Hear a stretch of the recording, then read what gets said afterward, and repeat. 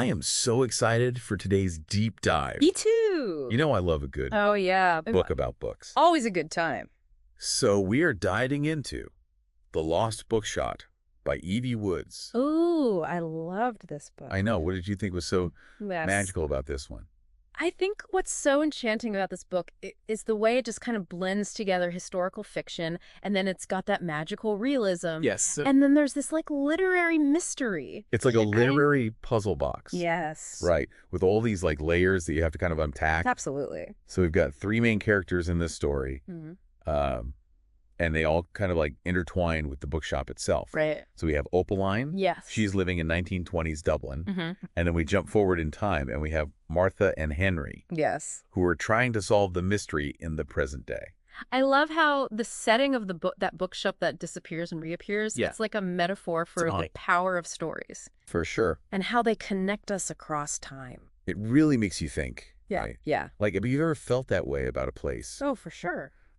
that held really special memories for you? Absolutely. Like it had a sort of magic to it. Even after you've left. You've left. Yeah, you just feel it. Yeah, and this book really like nails that feeling. It does. So let's start with Opaline's story. Okay. She's living in 1920s Dublin. A different time. A different time. And you can really like feel the weight of all of those societal expectations on her. Oh, yeah. Right? Like women's choices were just so limited. Very limited. And her brother wants to force her into this arranged marriage. Of course. But she's yearning for something more. She wants freedom. She wants freedom. She finds solace in books and she dreams of this life of adventure. I love that about her. Yeah, and it's that yearning for freedom that leads her to escape to Paris. She's brave. She is. So brave. Think about that, like leaving everything you know behind to pursue your passion. I know, it's amazing. And she ends up working at Shakespeare and Company. What? I know. Surrounded by Hemingway and James Joyce. It's like stepping into a time capsule of literary history. The atmosphere must have been incredible. I know. You could just imagine her soaking it all up, right? Like debating all those big ideas. For sure. And finding inspiration for her own dreams. Yeah. But her freedom is cut short. Oh. Her brother tracks her down and forces her back to Dublin. Wow. And eventually she's confined to an asylum. That's awful. It's heartbreaking, and it really speaks volumes about like the power dynamics of the time. For sure. And how women's voices were just silenced. You know? Yeah. It makes you think about how far we've come in terms of like women's rights. Definitely. But also how some of the struggles for autonomy and self-expression, they still resonate today. They do. And even in the asylum, she finds a way to express her love for books. Yeah, she transforms this like simple knick-knack shop into this visually stunning display. I love that. Arranging books. So creative. In all these like creative ways. It's like proto-bookstagram. Yes. Kyle. Using visual storytelling to share her passion with others. Yeah, and it kind of speaks to a larger point. You know, books can be more than just stories. I agree.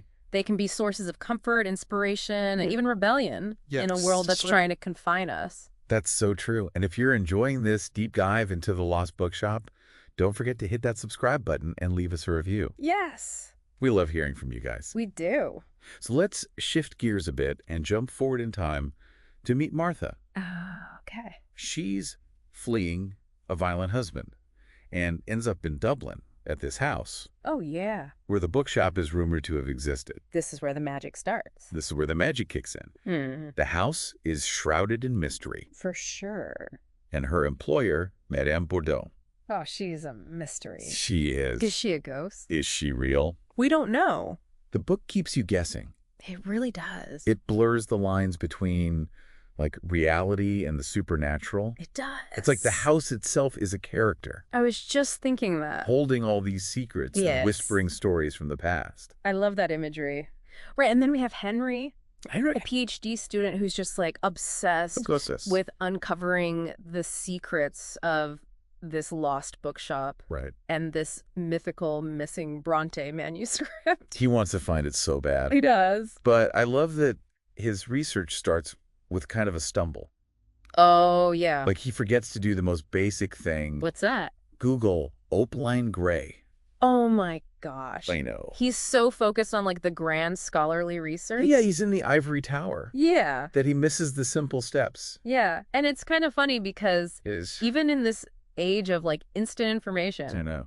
we still sometimes overlook the most obvious solutions. We get ahead of ourselves. We do. But as he digs deeper, Mm. the past and the present start to like merge a little bit. Yes. The bookshop begins to reappear, I love that. piece by piece. It's so cool. And books magically show up for Martha. Like fate. Right. No. And each one is like relevant to her struggles. Yeah, it's like the bookshop is trying to guide her, Yes. offering her wisdom and support. Through the story. Yes. It's so powerful. And as we learn more about Opaline and Martha, Yeah. you start to see these parallels between their lives. Totally. Right. They're both fighting for freedom and agency Yes. in a world that tries to limit them. Even though they're separated by decades. Yeah, it's like some challenges just transcend time. They really do. And this is where it gets really interesting for me. Okay, tell me. We learn that Opaline and Martha Yeah. might be related. What? Yeah. That changes things. It does. So now it becomes about more than just this lost bookshop. Yeah. It's about a legacy that's been passed down through generations. I love that. It really makes you think, like, what is that legacy? Yeah. Is it a love for books? Yeah. Is it a rebellious spirit? Yeah. This yearning for something more? Yeah. And how does the bookshop fit into all of that? And then there's Madame Bourdon. Ooh, yes. We're left wondering, is she a ghost? Yeah. Is she a figment of Martha's imagination? It's so hard to tell. Or is she a manifestation of the house itself? Ooh. You know, like holding on to the memories Yeah. and the emotions of everyone who's lived there. Like the house is alive. Right. And I love that it's left open to interpretation. Me too. You know what I mean? Mm. Like you get to decide what you believe. It's like the author is inviting us to be part of the mystery. Exactly. And then we have Henry, who seems to play a similar role in Martha's life Okay. that the mysterious Joseph played in Opaline's. Interesting. Right. They both encourage these women Yeah. to embrace their passions and believe in themselves, Go for it. even when society tells them they can't. It's such an important message. It is. It shows how important human connection is For sure. and how finding the right support system can empower us Yeah. to overcome any challenge and pursue our dreams. Yes. And The Lost Bookshop touches on some pretty profound themes, Yes. like believing in order to see. I was just thinking about that. The bookshop itself It does. embodies this concept.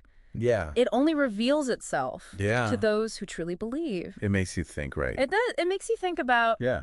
how our beliefs shape our perceptions of the world. Yeah. Do we need tangible proof Yeah. before we can accept something as real? Or can we embrace the possibility of magic and wonder? And then, of course, there's the power of books themselves. Oh, always. Right. They can be portals to And so different you- worlds, And different worlds. sources of comfort, and Yeah. catalysts for self-discovery. For all three characters. It's Yeah. such a beautiful tribute It is. to storytelling Yeah. and how literature just enriches our lives. It really does. And as we journey alongside these characters, Yes. we're reminded that the past is Yeah. never truly gone. It echoes It does. in the present, Yeah. shaping who we are It influences us. and the choices we make. For sure. Speaking of choices, Oh, yeah. if you're loving this deep dive, Yes. make sure you subscribe Hit that button. and leave us a review. Yeah, we love hearing from you. It helps other book lovers discover our little corner of the podcast world. Absolutely.